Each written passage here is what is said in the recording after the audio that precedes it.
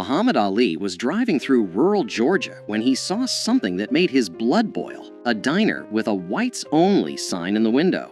His entourage begged him not to go in, but Ali had other plans. What he said to the owner in those next 10 minutes left the entire diner in tears.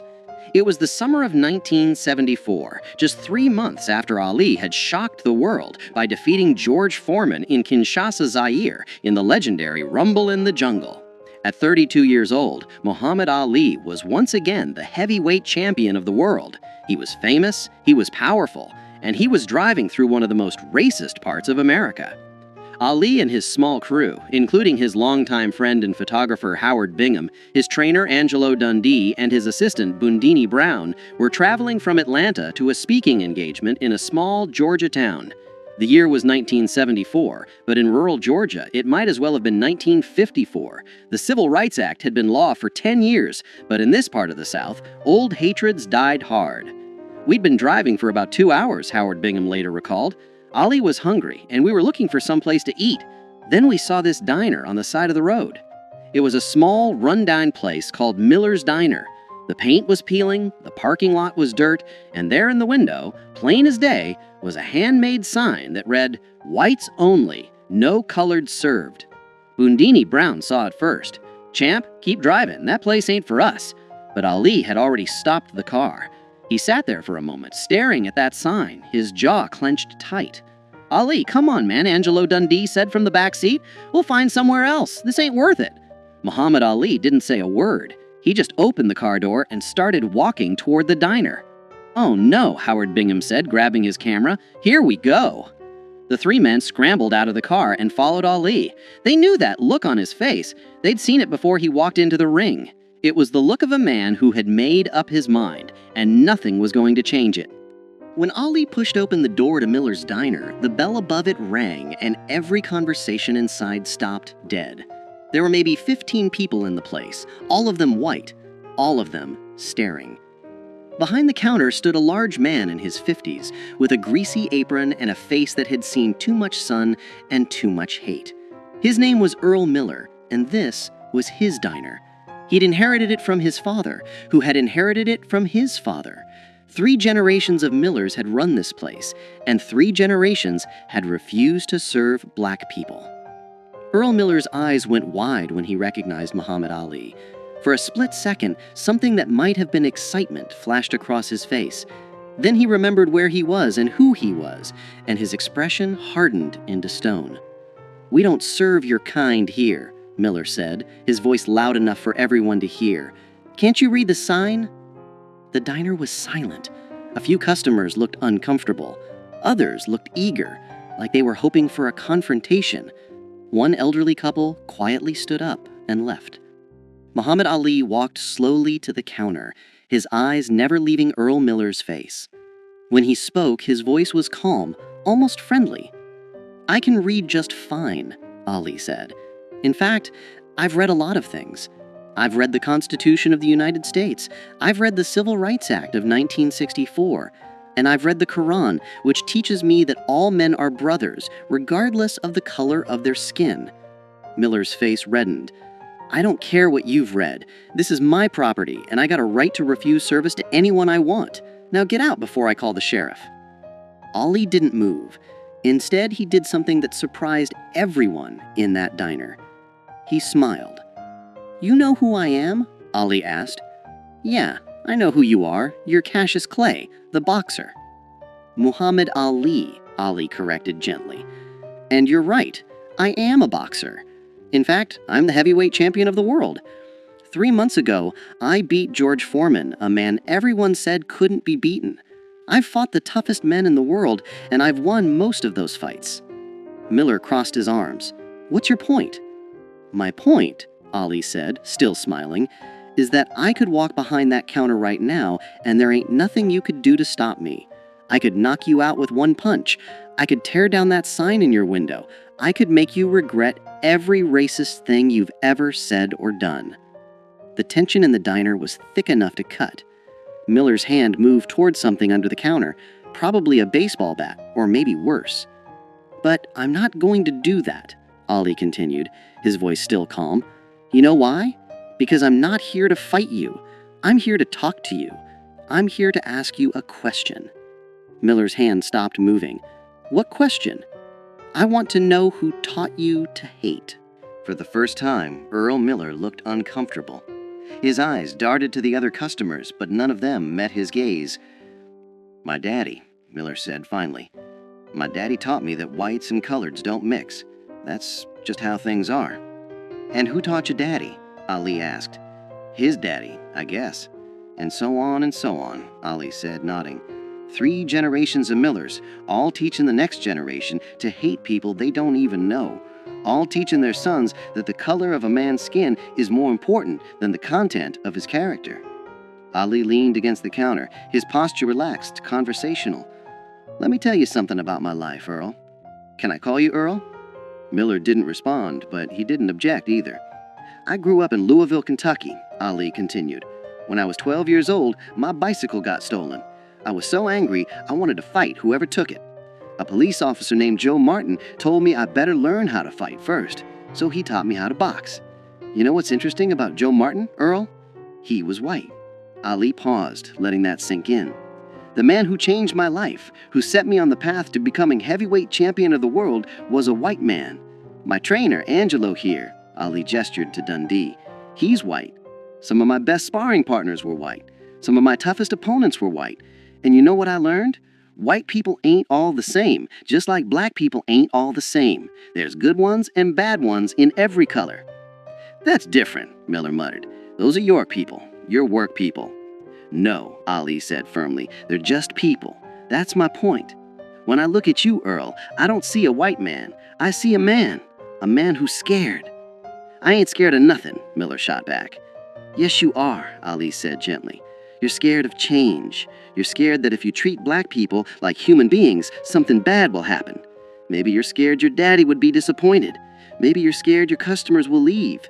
Maybe you're scared that admitting you were wrong all these years means you wasted your whole life hating people for no good reason." Earl Miller's jaw worked, but no words came out. Ali turned to look at the other customers in the diner. "How many of you agree with Earl here? How many of you think that sign in the window is right?" Nobody raised their hand. A few people looked at their plates. One middle-aged woman spoke up quietly. "Earl, the law says you can't have that sign anymore." "I don't care about the law," Miller said, but his voice had lost its conviction. Ali turned back to Miller. "Let me tell you what I see when I look at that sign, Earl. I see fear pretending to be strength. I see a man hiding behind his daddy's hate because he's too scared to think for himself. I see someone who could be better but chooses not to be." "I ain't scared of nothing," Miller said. "You're right, I don't," Ali agreed, "but I'd like to.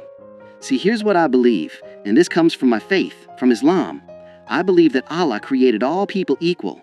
I believe that the only thing that makes one person better than another is their actions, not their skin color.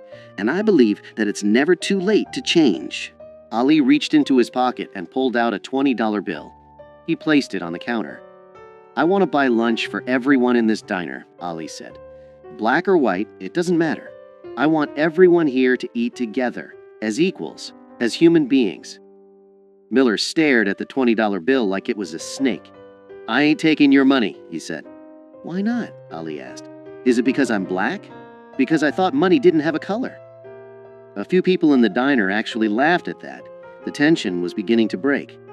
Ali leaned in closer, his voice dropping so only Miller could hear. "Earl, I'm going to tell you something, and I want you to really hear me. In 10 years, maybe 20, you're going to be an old man, and you're going to look back on your life and ask yourself what you stood for. Are you going to be proud that you kept a racist sign in your window? Are you going to tell your grandchildren that you once refused service to the heavyweight champion of the world because of the color of his skin? Or are you going to tell them about the day you changed, the day you chose to be better?" Earl Miller's hands were shaking. His eyes were red. "I don't know how," he said quietly. "How to what?" Ali asked. "I don't know how to change. This is all I've ever known." Ali smiled, and this time it was warm, genuine. "You start by taking down that sign." For a long moment, Earl Miller stood frozen. Then slowly, he walked from behind the counter. Every eye in the diner followed him as he went to the window, reached up, and tore down the whites-only sign. He crumpled it in his hands, walked to the trash can, and threw it away. When he turned back, there were tears running down his face. "I'm sorry," he said, and his voice broke. "I'm sorry for that sign. I'm sorry for turning people away. I'm sorry for being a hateful man." Muhammad Ali walked over and put his hand on Earl Miller's shoulder. "That's the bravest thing I've seen all week," Ali said, "and I just fought George Foreman." The diner erupted in applause. People were crying, laughing, shaking their heads in disbelief. Howard Bingham was snapping pictures as fast as his camera would allow. Ali looked at Miller and said, "Now how about that lunch? I'm starving." For the first time in probably 20 years, Earl Miller smiled a real smile. "Coming right up, champ." That afternoon, Muhammad Ali sat at the counter of Miller's Diner and ate a cheeseburger and fries. Customers, both black and white, came in to meet him, shake his hand, and ask for autographs. Earl Miller served them all with equal respect and courtesy, his hateful sign nowhere to be seen. Before Ali left, Miller pulled him aside. "I just want you to know, you changed my life today. I don't expect you to believe me, but I mean it. I'm going to be better. I believe you, and I'll be checking on you." Muhammad Ali kept that promise. Over the next several years, he would stop by Miller's Diner whenever he was in Georgia. Each time, he found the place more integrated, more welcoming. Earl Miller became a different man. He hired his first black employee in 1975. By 1978, half his staff was black. He became an active member of his local church's integration efforts. In 1980, Earl Miller wrote a letter to Muhammad Ali. In it, he thanked Ali for knocking some sense into me without throwing a punch. He told Ali that he'd told his children and grandchildren the story of that day dozens of times, and that it had become the most important day of his life. "You taught me that strength isn't about hate," Miller wrote. "It's about having the courage to change." When Earl Miller died in 1992, his family reached out to Muhammad Ali. They told him that Miller's final wish was for Ali to know that the cheeseburger he'd eaten that day in 1974 was still the proudest meal Miller had ever served. The story of what happened at Miller's Diner spread throughout Georgia and beyond. Other establishment owners, seeing what Miller had done, began taking down their own racist signs. Some did it quietly, ashamed. Others did it publicly, proudly. Muhammad Ali never bragged about what happened that day. When reporters asked him about it, he would simply say, "I just had a conversation with a man. He did all the hard work." But those who were there knew the truth. Muhammad Ali had walked into a place of hate, armed with nothing but his words, his dignity, and his unshakable belief in the fundamental goodness of people. He had faced down racism not with his fists, but with his humanity. And he had won the kind of victory that matters more than any championship belt. Because anyone can knock a man down with violence, but it takes a true champion to lift a man up with words. Today, the building that once housed Miller's Diner still stands in rural Georgia. It's been converted into a community center. And on the wall, there's a plaque that reads, "On this site in 1974, Muhammad Ali taught us that the most powerful weapon against hate is not a fist, but an open heart." If this story moved you, share it with someone who needs to hear it. Because the fight against hate isn't won in a single moment. It's won in 1,000 small conversations, one changed mind at a time. And sometimes, all it takes is one person brave enough to walk through that door. Muhammad Ali showed us that you don't need to throw a punch to knock out hate. Sometimes all you need is the courage to speak the truth with love.